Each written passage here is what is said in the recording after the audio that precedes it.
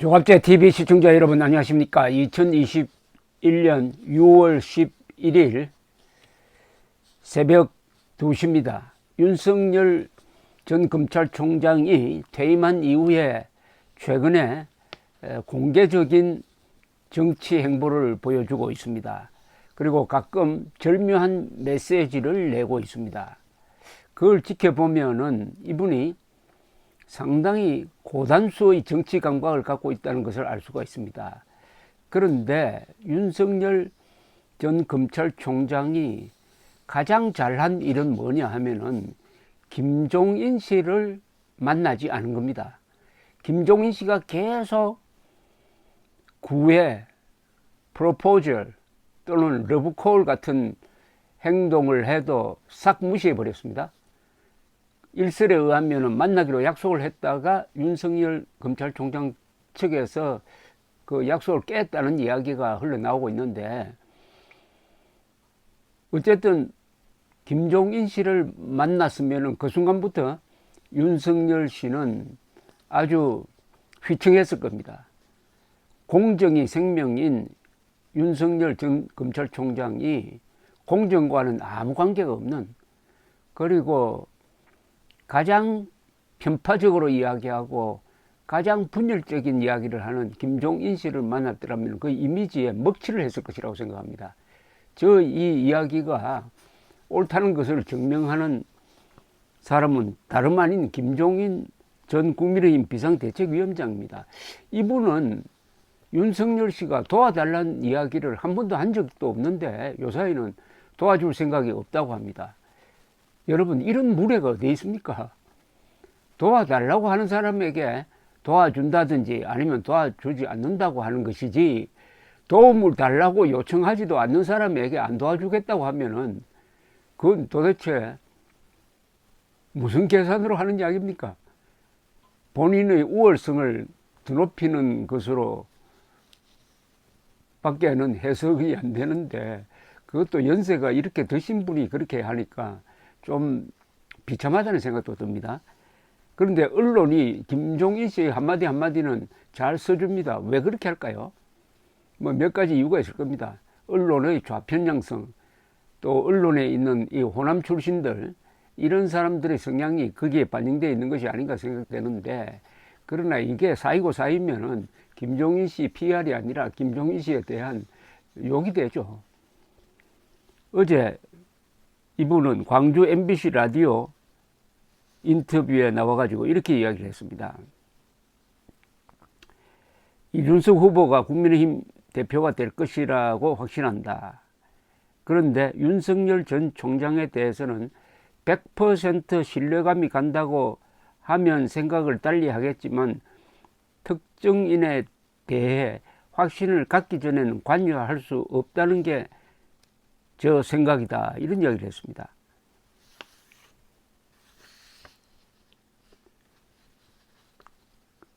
더불어민주당 대권 주자와 관련해서는 가장 오랫동안 대권 후보가 되기 위한 노력을 한 이재명 경기지사, 총리를 거치면서 지지도가 높았다 낮아진 이낙연 씨, 얼마 직전까지 총리를 한 정세균 씨가 있다면서 출마 숫자가 10명 가까이 되고 이들이 얼마나 선전할지 모르지만 이재명 경기지사가 선두로 갈 것이라고 생각한다. 윤석열 전 검찰총장의 대권 후보로 커가는 방식이 바람직하냐는 질문에는, 대통령이 되고 싶은 사람은 인간관계로 될 수 있다고 하는 사고방식을 탈피하고 국민의 실상을 얼마나 제대로 인식하고 그 문제를 해결하기 위해 어떤 보관을 가지고 있느냐는 메시지 가지고 임하는 게 현명할 것이다 라고 조언을 했는데, 무슨 말인지 모르겠습니다. 그는 또 국민의힘 후보와 함께 할 생각이 있느냐는 질문에 대해서는 당이든 후보든 매력이 있어야 한다. 국민의힘은 현재 당의 매력을 만드는 게 우선 과제다. 뭐 등등 이런 이야기를 했어요. 그런데 이 김종인 전 국민의힘 비상대책위원장이 이런 식으로 윤석열 씨를 비판하기 시작한 것은 6월 초부터입니다. 지난 3일 채널A와 단독 인터뷰를 하면서 100% 확신할 수 있는 대통령 후보가 있으면 전적으로 도우려고 했으나 그런 인물이 보이지 않는다. 그 말이 윤 전 총장에 대한 이야기냐라고 물었더니 맞다고 했습니다. 그가 대통령에 미치지 못한다고, 대통령감에 미치지 못한다고 부정적 평가를 내려왔다는 게 동아일보의 기자의 논평이었습니다.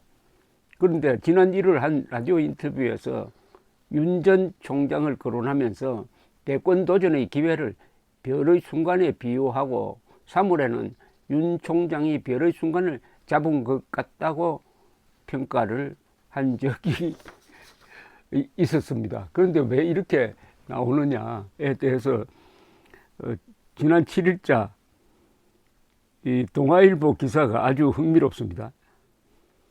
왜 이렇게 생각이 바뀌었느냐에 대해서 지난 7일에도 이 줄기차게 이분이 언론과 접촉을 합니다. 동아일보와 통화에서 김종인 씨는 애초부터 윤 전 총장에 대해 큰 기대를 했던 것도 아니다 라고 말을 했다고 보도가 됐습니다. 앞에 제가 소개한 거하고는 완전히 딴판이죠. 별의 순간을 뭐 잡은 것 같다고 했을 때는 기대한 것 아니겠습니까? 그래서 기자가 이렇게 톤을 달았습니다. 정치권에서는 김 전 위원장이 윤 전 총장 행보가 자신의 뜻과 다르게 전개되자 이에 실망하여 사실상 지지를 초래한 게 아니냐는 해석이 나오기도 했다고 톤을 달았습니다. 그리고 이 통화에서, 동아일보 통화에서 김종인 씨는 윤 전 총장이 강조하고 있는 공정이라는 가치에 대해 통상적으로 어느 사회에서나 적용되는 가치일 뿐이지 시대 정신으로 꺼내들 수 있는 가치가 아니다 라고 평가절하했다는 겁니다. 이미 시간도 많이 흘렀고 더 이상 관심이 없다. 이 말은 윤 전 총장과 다시 만날 계획이 있는가에 대한 질문에 대한 답이었습니다. 그래서 동아일보 기자는 이렇게 썼습니다. 윤 전 총장에 대해 별의 순간이 왔다고까지 했던 김 전 위원장의 생각이 변한 시점에 대해 김 전 위원장의 측근들은 4월 재보궐선거 직후 두 사람 간의 회동이 무산된 후라고 입을 모았습니다. 아찔한 순간이 있었다. 별의 순간이 아니라 윤석열 씨에게는 아찔한 순간이 있었다는 겁니다. 이때 김종인 씨를 만났으면 아주 윤석열 씨 스타일 국일 뻔했습니다. 김 전 위원장은 애초 4월 재보선 이후 금태섭 전 의원과 만난 다음 날인 4월 17일 윤 전 총장과 만나기로 돼 있었지만 제3자를 통해 회동 취소를 윤석열 씨로부터 통보받았다는 게 동아일보의 취재 기사입니다. 곧이어 윤 전 총장이 국민의힘 입당에 무게를 두고 야당 정치인들을 만나기 시작하자 김 전 위원장은 기생하는 게 아니냐고 주변에 말하며 나를 세웠다고 하고, 동시에 윤 전 총장 측에서도 김 전 위원장이 노골적으로 킹메이커로 나선 뒤 인사권 등을 휘두르는 게 아니겠느냐 하는 주장이 나오면서 양측 사이에 난기류가 형성됐다고 했습니다. 김 전 위원장이 마크롱 프랑스 대통령 사례를 언급하며 제3지대에서 중도 지지층을 먼저 흡수해야 한다는 구상을 밝힌 것을 놓고도 윤 전 총장 측에서는 찬반 의견이 엇갈렸다는 겁니다. 국민의힘 관계자는 김 전 위원장의 최근 발언은 입당 문제를 놓고 갈팡질팡하는 대신 자신이 하고자 하는 정치를 먼저 보여주라는 차원에서 나온 것으로 보인다고 분석했다는 건데, 이거는 김종인 씨를 너무나 미화한 이야기입니다. 김 전 위원장의 윤 전 총장을 향한 냉기류가 이어지자 윤석열 영입론을 강조해온 나경원 전 의원은 지난 7일 페이스북에 소중한 우리 대선 주자들을 평가절하하지 말라, 더 이상 전당대회에 개입하지 말라고 김종인 전 위원장을 비판하기도 했습니다.